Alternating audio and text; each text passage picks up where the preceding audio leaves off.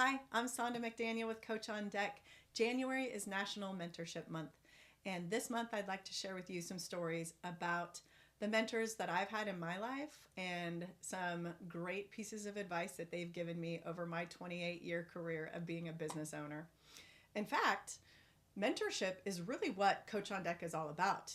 It is 52 weeks of wisdom. So 52 weeks of key golden nuggets to help you build your team that either I have learned the hard way or the long way by doing it myself out in the field, or by having great mentors in my life that I've received the information and then applied it to my team.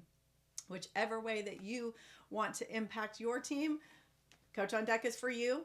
It keeps us shuffling, leading, and inspired. So tune in and listen to some stories on mentorship. I think my first mentors in business were likely my early managers when I was a new, fresh employee. It was those managers that actually cared about the person that I was, and they took an interest in my success. So I think it was those that got to know me a little bit better and know what my dreams and goals were. Then they helped me accomplish those along the way. I think the biggest piece of advice I would give to someone seeking mentorship is to not be afraid to take the first step. Let me share a story with you. One of my best friends today, I actually approached her to be a mentor for me. I saw her at a conference and she was on stage and there was probably several hundred people in the room and I was in the back of the room. I was new to that conference and I was listening to her, and every punchline, every bit of golden nugget that she left, I laughed, I smiled, I head nodded. I was like, she seems like she's my people. So I sought out her information. I fan mailed her, if you will, and just sent her a card that said, I was so moved by your speech and your presence on the stage. And I think you have a wicked smart sense of humor, and I would vibe with that. And I think we should be friends. And it turns out, and left her my information, my phone number, my email address, how to get a hold of me. And that was probably 15 years ago. And we are tight as ticks today. And she called and was like, wow, I'm pretty sure this is my first piece of fan mail that I received in the early career.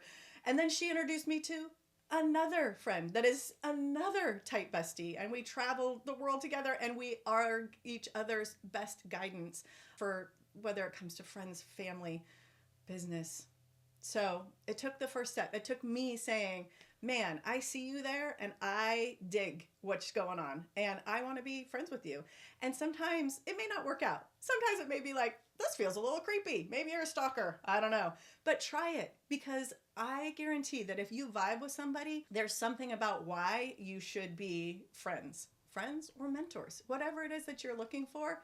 I encourage people to just take that first step. You never know what could happen. I turned to a mentor during a major challenge in my career, and she served up this amazing advice. So what was going on is we had to terminate a long-term employee. It was a manager who was making some terrible choices and speaking on behalf of us, myself, in the company. And I had to terminate him because he was a cancer. And later I found out that he went and started his own business in direct competition of mine. And somehow I felt the need to help him, even though he did not help us. Even though the things that he had done in our company ended up costing us close to $500,000. I don't know why I needed to help him. I don't know why I felt the need to reach out. Maybe it was because I knew how hard it was going to be, and I knew that I could help him if I gave him just a little bit more guidance. So I sought out this mentorship with a colleague that had been in business for many years, dozens more than me. And I explained the situation. And I said, I just feel called to help. And she said, Saunda, who needs to know you're noble? You or them? You already know you're noble. They don't need your nobleness. It took me a while to sit with that one, but she was right.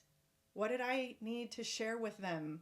Because I was a people pleaser, and that I even wanted to people please this person that I had made the right decision for my company by letting go. I didn't need to let them know I was noble. I already knew that. I want to share a story about mentorship and how I got my best friend, my person.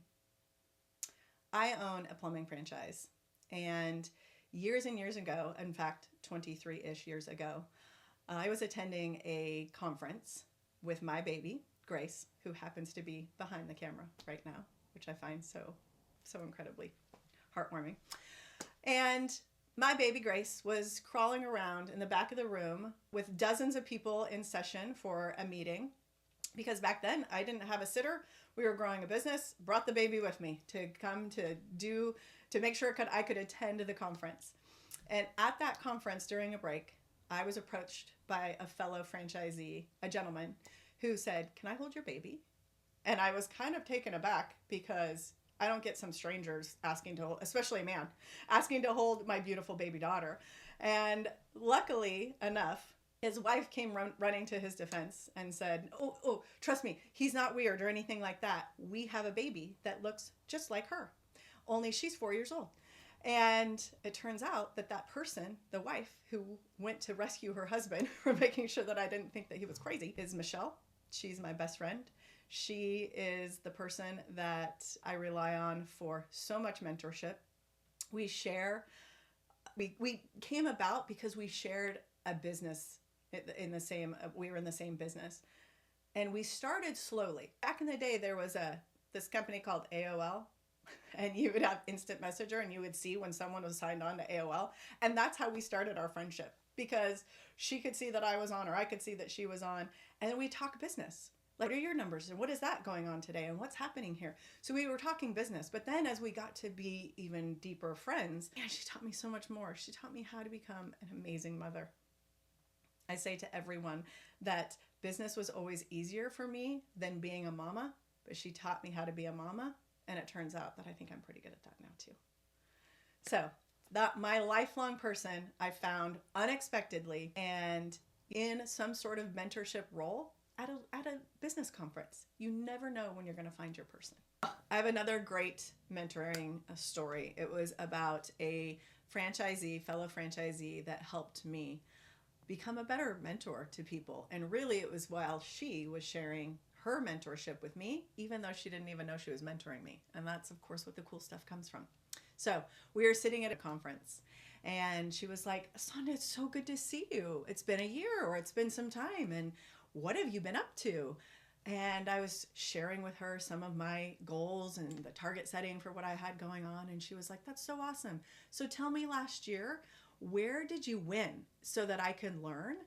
And where did you lose so that I could help?" I was like, man, can I write that down real quick? Because that is a golden nugget. So just those questions about where did you win so I could learn? Where did you learn to be such a great communicator with your team that you were able to accomplish that goal? What happened within your organization that you surpassed what you thought your target was? Where did you win so I can learn how to apply that to me?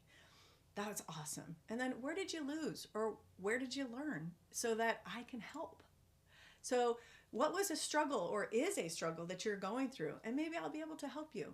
So to be a mentor, you got to be vulnerable, but that's where the real nuggets lie. Because if we actually share our truths, we share the struggle, then we can get great feedback for how to get through it. And we'll know that we're not alone. Because guess what, business owners? We're not alone. Guess what, managers? You're not alone.